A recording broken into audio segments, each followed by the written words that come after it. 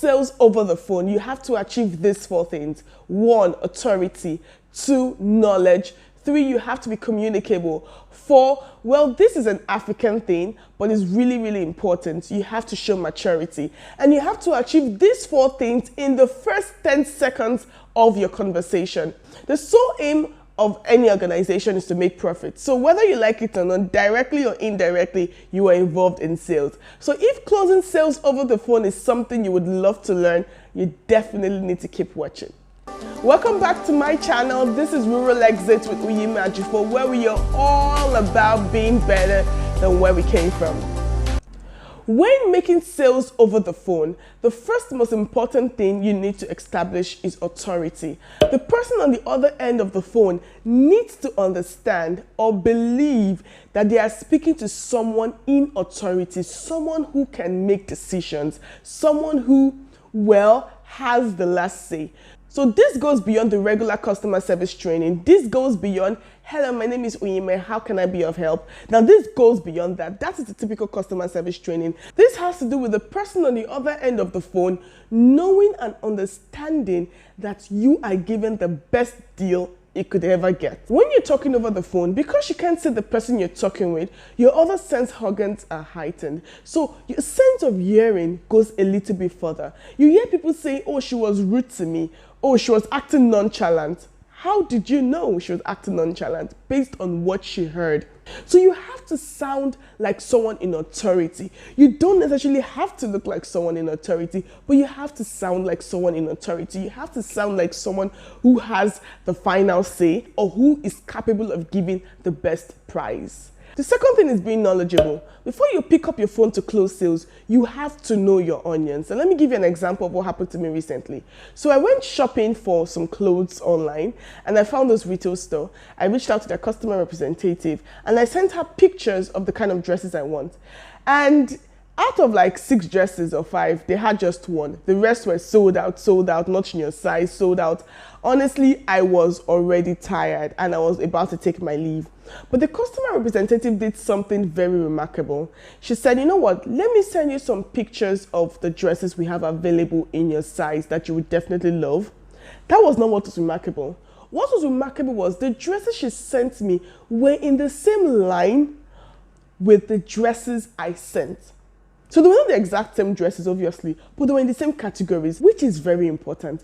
Our ability to detect the kind of dresses I wanted based on the ones I sent her, that was what was remarkable. When you're speaking to someone over the phone, you should be able to detect what they want. Most times, customers don't know what they want. Or probably they know what they want just because you don't have it.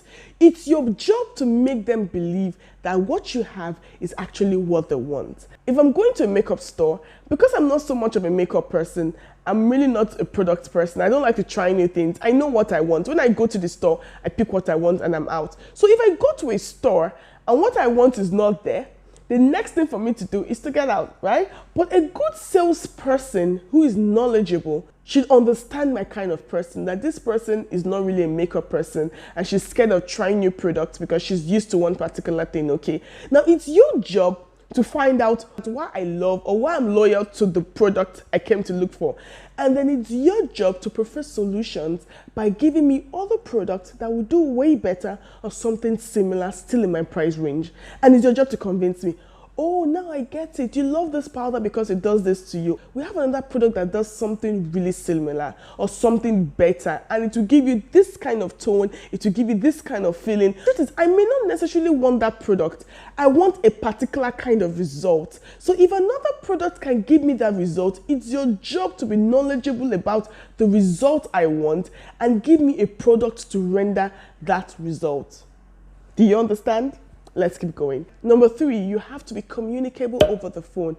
A lot of online representatives are terrible in this aspect, especially this new trend of online entrepreneurs who are into retail. They are terrible. Most of the reasons why you don't sell is because you are not communicable at all. Now, being communicable goes way beyond being able to speak English over the phone. You have to show that you are concerned. And like I said earlier on, I'm not seeing you. I can sense this over the phone. Let's stop deceiving ourselves. You want the money, so stop feeling like you've achieved. If you don't want the money, then close shop. You want the money, I have the money. Your job is to get the money from me. You definitely cannot achieve that by being rude over the phone. Speaking well is one thing, that's actually the basic, but your customer can sense if you're actually concerned for them over the phone.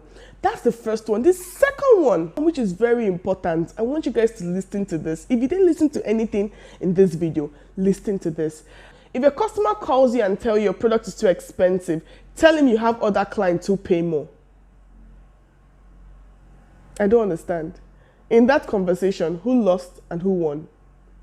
I have the money, you have the goods. You definitely want the money, that's why you open shop. Your job is to get every penny from anybody who comes into that store.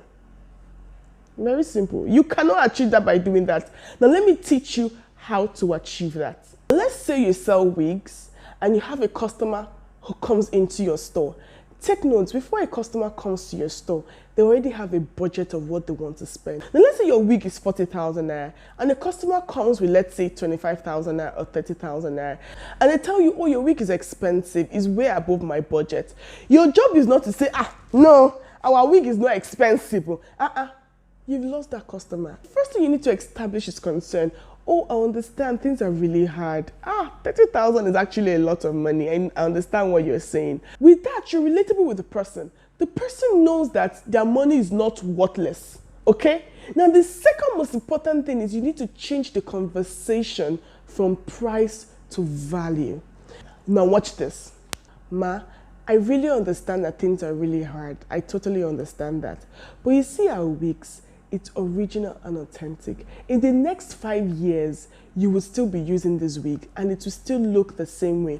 But you see the other one you're going to get at a cheaper rate. In the next 6 months, that wig will be bad. You cannot use it again. You cannot look professional and classy as you would want to look.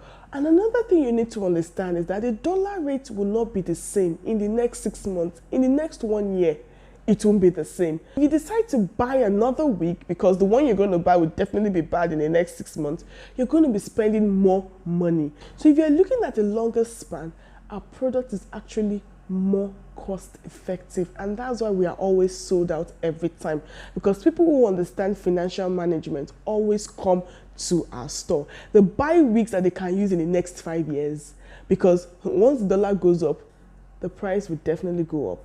And I'm very sure that the other wig is going to go bad in the next 6 months. With that, you've changed the conversation from price to value. We've left how much to what you get to gain. In cases like this, what you will now hear at the end is the customer saying, okay, my husband gave me money to buy something else. Maybe I will leave that one and add money to buy. Because you were able to convince the person to ignore the price now. You need to understand that every customer is looking for how to save money. And every salesperson looking for how to get your money. So it's your job to get my money, and it's my job to save my money. It's simple. Finally, you have to establish maturity over the phone. I've dealt with so many people closing sales over the phone, and I've come to realize that it's actually an African thing. But guess what? Your customers are probably Africans, okay? For example, once I pick up the phone to close the sales, and I say, hello, good afternoon, this is Mrs. Uyimajifo. By just saying Mrs., the person on the other end of the phone has an imagination of one grown woman wearing an Ankara, talking to them, and then you start hearing things like, oh, good afternoon, ma. Then when they see you physically, they'll be like, were you the one I spoke to over the phone? I've heard that so many times. In fact, before I got married, while I was single, I've gotten that statement so many times. Wasn't you I was talking to over the phone?